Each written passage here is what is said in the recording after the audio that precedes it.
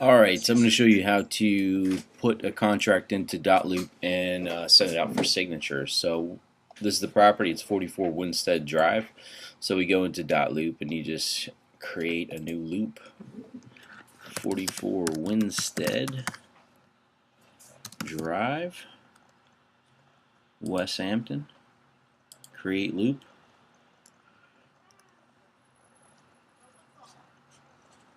Okay, and we're going to add in some people to this loop that are going to be essential for, that we need to get signatures for. So we'll just add the people first.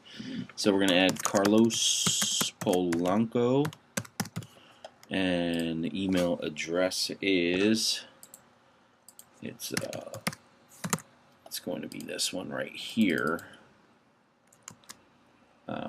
Copy and paste, and he is a buyer. And that's actually, I have his address. Let me add this real quick.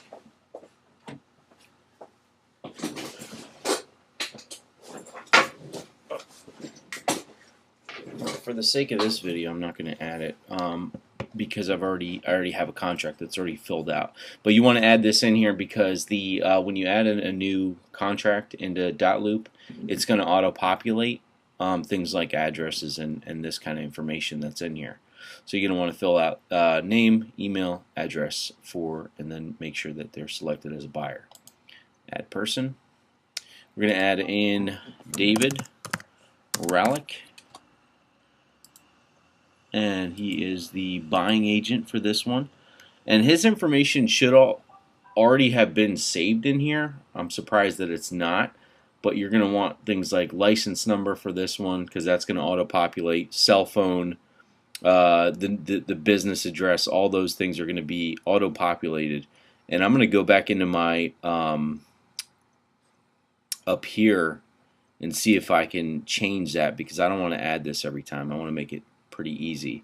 But you'd add this somewhere in here. I think it's under people. You'd go into David and just make, if it's somebody that you're always adding into a transaction, then you're going to want to have all this information so you never have to put it back in again. So templates is where we find our contract, real estate contract. I think it's under all Remax documents, and it's 118 New Jersey Realtor Form number 118. So we're just going to select that and copy it into the transaction. You also need things like lead-based paint, but that's probably already pre-signed by our listing agent. If you're going to be asking for a money back at closing, you're going to need the addendum for a seller concession. FHA loan, you're going to need the FHA addendum. Other than that, for offers, we should just be sending over this 118. But if you are doing FHA and seller concession, then add in those forms and send them over along with the offer. So click this right here, our contract, and it's going to ask you right away if you want to auto-populate. And we already identified these people in the transaction: buyer 1, buying agent. You can add the listing agent if you want. This platform is made to be shared. It's set up so you can share loops among your co-op agent. That's kind of the intention of the whole thing, to make things easier across the board. So you can share you can have a shared file that everybody's editing. So if we're all doing it right, it's easy. If you're doing it wrong, it's going to be a headache. So I actually already have all this stuff pre-filled out. So I'm going to actually go back and upload it, download it, whatever you want to call it. I'm going to get rid of this so we're not confused. Archive. You can't delete anything in DotLoop. Whoops, I deleted the folder, so I got to add a folder. So I'm going to browse for my file in my new folder, and it's in the downloads. Should be right in here. So everything is, you can't delete anything on DotLoop. I guess that's how they legally, you're supposed to keep all this stuff in a file. Alright, so there's our file right here.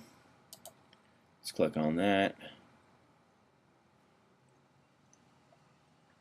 And so in this case, where we filled out the contract, we're representing the buyer. I might as well. I'm going to add signatures right now. Add my buyer's signature right here, and then make sure it's assigned to Carlos. Add my signature right here. Selling broker, David Rallick. Okay, buyer's name, buyer's address. Whoever owns the property, the seller, their information is going to be here. But when we're filling out the offers, we're not going to know that stuff a lot of times. So you have to go into Trend and then just search for the property. So I'm just going to do a quick property search. You could search in public records right here and find the seller information. So what was it? 44 something. 44 Winstead. Okay, it says instead, and there's only one matches. Whoops, let me go back to where I see that. So there's only one. That's the property right there. So we know that. So results, and there it is, and there's our seller information, the owner, and their address, Lancaster, Pennsylvania.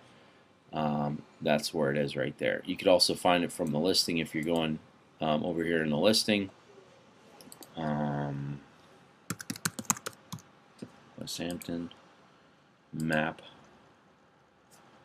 44 Winstead Drive.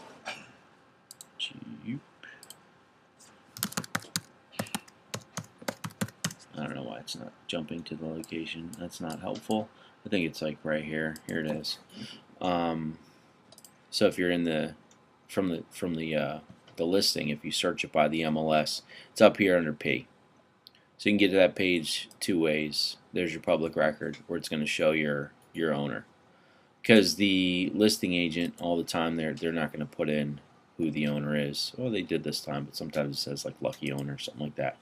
All right, so over here is property address, lot and block number. It's all on the listing. Westhampton, Burlington.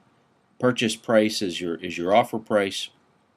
Deposit, we're going to go for at least 1%. If you want to make stronger offers, you can tell the people to put down, 3-4%. If it's a bank property, always put down the 1%. Just because banks are jerks sometimes. So we want to put down. If you have a private seller, it's sometimes it makes it more attractive offer to give them a nice big percentage on the earnest money deposit. 10%. Yeah, you could go with 10%, and that's a really good amount for a down payment. Mortgage is going to be in this case they're doing a 3% down conventional loan. So I just took this number right here and I multiplied it by 0.97, and that's where I got that number. And then the balance of the purchase price, I multiplied that number by 0.03, 3%, and then I subtracted the 1650. So that's where I come up with this balance of purchase price, and that's going to go right there. Let's add in our initials right here, and Alana just walked in. She's grumpy in the morning, so let's just not worry about her. Yeah. No, I'm just kidding. She didn't do anything. So all right, listing broker check mark right here. For initial deposit, you might want to check with them to see who's holding. They can always change it. Most of the time, it's a listing broker is going to hold the deposit. We're never doing an additional deposit. I mean, I don't see any cases where we're doing that. Escrow to be held. I mean, typically it's going to be the listing agent. Again, that stuff might change. So when we're sending over the offer, this stuff really doesn't matter. They can add that stuff in if they wanted to, and that's obviously going to be determined by them. Principal, you're going to check off here. It's conventional mortgage, 30-year mortgage with 30-year payment schedule. And we're doing the mortgage commitment is typically going to be like if it's a 45-day close, you want to do it like a month from the date you sign, or maybe 2 weeks before close or something like that. If it's like a 30-day close, you do it 1 week before close. Mortgage commitment. Rarely these guys are checking for mortgage commitments, but we definitely put that in the contract.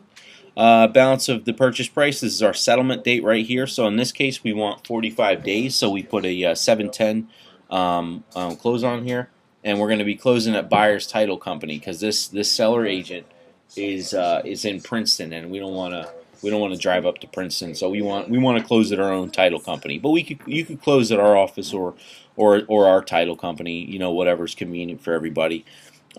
Most likely the seller is not going to be at settlement. This isn't a bank owned, but it is a corporate owned.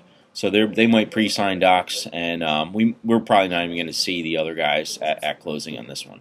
FHA loan not applicable. Buyer's property sale contingency not applicable. And am I adding initials? Just when you send this out for signatures on this contract, it's going to be 14. So if that number isn't 14 places, signatures, and initials, then you missed one. That's kind of a good indicator. Excluded items, if it's in the MLS, it'll definitely say what's included, what's excluded. There's no exclusions here.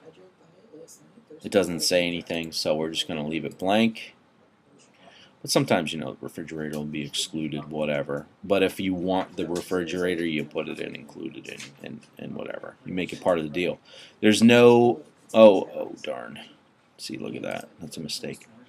Believe recurring HOA, no, it says no.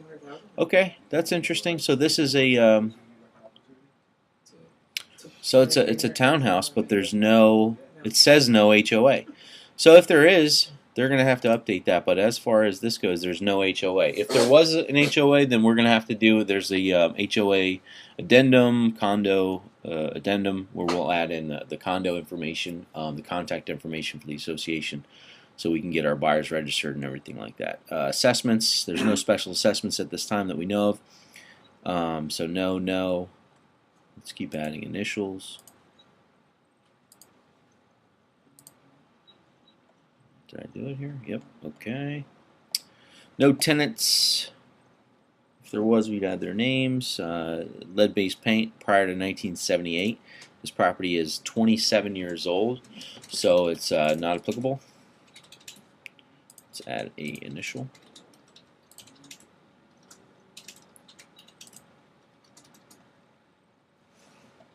And private well, not applicable. Not applicable. Point of entry, cesspool, and no cesspool on the property.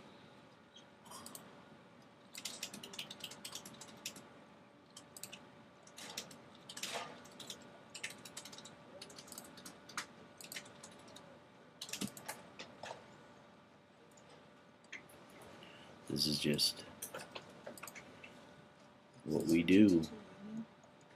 Okay, what's this say? Air safety zoning not applicable.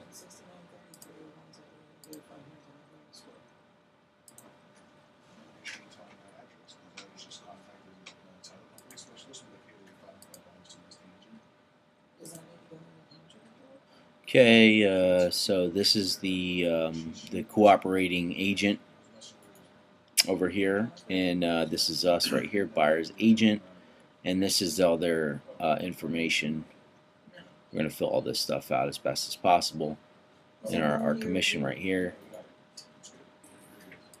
And this stuff can be, this is probably the biggest pain in the butt, this little area right here is filling in all the license numbers and fax numbers and all this other stuff.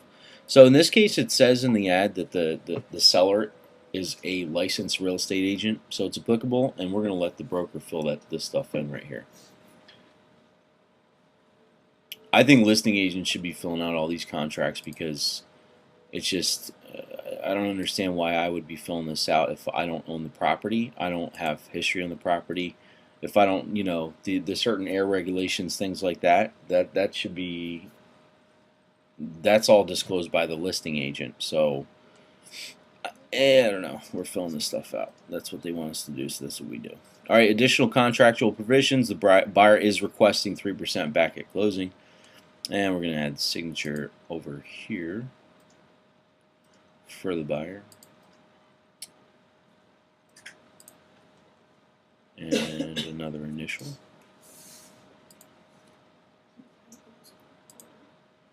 And I believe that's it. So let's share it.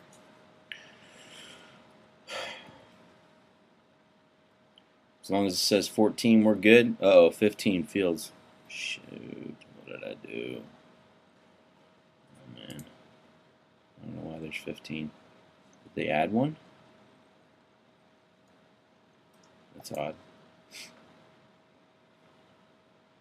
15 fields. Make sure these say can sign, and that's it. We don't want them editing, doing anything else other than signing. And you could write a little custom message here. If you want to attach a PDF, some people like to print it off, and you can't print it from the DotLoop, so it might be a good idea to attach a PDF. A lot of people like to print it off and read it. They're old school. So that's it. Super easy. If you do it like that, you shouldn't have any problems from anybody. If there is a problem from somebody, let's say they didn't get it, sometimes they say I never got it. Make sure you always confirm that these people received it. Send them a text, give them a call real quick. Hey, check your email right now. If they didn't get it, reshare it. Tell them to check their spam, all that stuff. So the reshare options are right here. This is who has access, and you can see that they're both waiting on signatures. David Rallick and Carlos Blanco, the buyer. So if you wanted to reshare, you can just check that off and hit reshare. And that's pretty much easy as that. So that's it. That's how to fill out a contract. And if you have any questions, let me know. Later.